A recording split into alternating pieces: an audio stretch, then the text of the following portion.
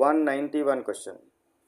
Which of the following ion is responsible for the acidic nature of hydrochloric acid?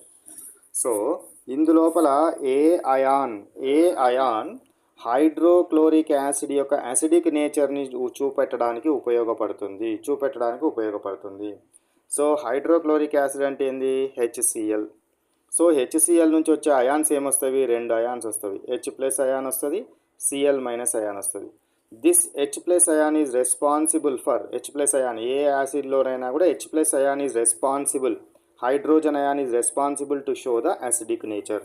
కానీ వాటర్లో H plus ion ఒక్కొక్కసారి ఇది water తోటి కలిసి, వాటర్ అంటే H2O కదా, H2O తోటి కలిసి H3O ప్లస్గా మారుతుంది, హైడ్రోనియం అయాన్. ఒకవేళ ఇందులో హైడ్రోనియం అయాన్ ఆన్సర్ కనుక ఉంటే దాన్నే టిక్ చేసుకోవాలి. హైడ్రోనియం అయాన్ కనుక లేకపోతే హెచ్ ప్లస్ అయాన్ని టిక్ చేసుకోవాలి. ఓకేనా? Right. Next question number 192. Acid present in sour curd is. కర్డ్లో ఉండే యాసిడ్ ఏంటి? కర్డ్లో ఉండే యాసిడ్ ఏంటి? కర్డ్లో ఏం యాసిడ్ ఉంటుంది? Lactic acid. ఏం యాసిడ్ ఉంటుంది కర్డ్లో? లాక్టిక్ యాసిడ్ ఉంటుంది. కర్డ్లో లాక్టిక్ యాసిడ్ అనేది ఉండడం జరుగుతుందనే విషయాన్ని గుర్తుంచుకోవాలి. Next question number 193. Distilled water is. Distilled water అంటే ప్యూర్ వాటర్. డిస్టిల్డ్ వాటర్ ఎట్లా తయారవుతుంది? మీరు వాటర్ని తీసుకొని ఈ వాటర్ని కనుక బాగా వేడి చేస్తే వాటర్ వేపర్స్ వస్తాయి కదా, ఈ వేపర్స్ని మళ్ళీ కూల్ చేస్తే నీకు వాటర్ వస్తుంది. ఈ వచ్చిన వాటర్ని ఏమంటారంటే డిస్టిల్డ్ వాటర్ అంటారు. ఏమంటారు? డిస్టిల్డ్ వాటర్ అనేది ప్యూర్ వాటర్. ఇందులో వేరే అయాన్స్ కానీ వేరే సాల్టులు కానీ ఏమీ ఉండవు. సో కాబట్టి ఇందులో ఏమీ లేవు కాబట్టి ఈ వాటర్ అనేది న్యూట్రల్గా పనిచేస్తుంది. డిస్టిల్డ్ వాటర్ ఏ విధంగా పనిచేస్తుంది? Neutral in nature, neither acidic Nar basic. Neutral నేచర్కి పనిచేయడం జరుగుతుంది, న్యూట్రల్ నేచర్గా ఉండడం జరుగుతుంది.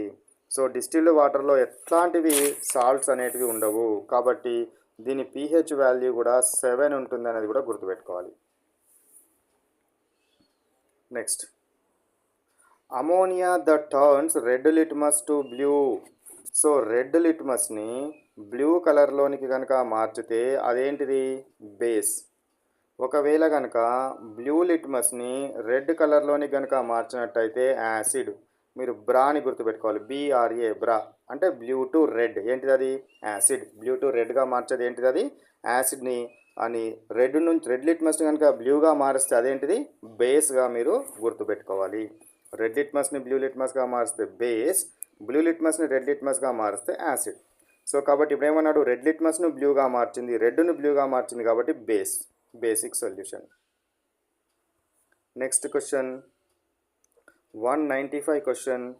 An antacid tablet is given to a person when he suffers from antacid అంటే యాసిడ్కు వ్యతిరేకంగా, యాసిడ్కు అగైనెస్ట్గా వర్క్ చేసేదాన్ని,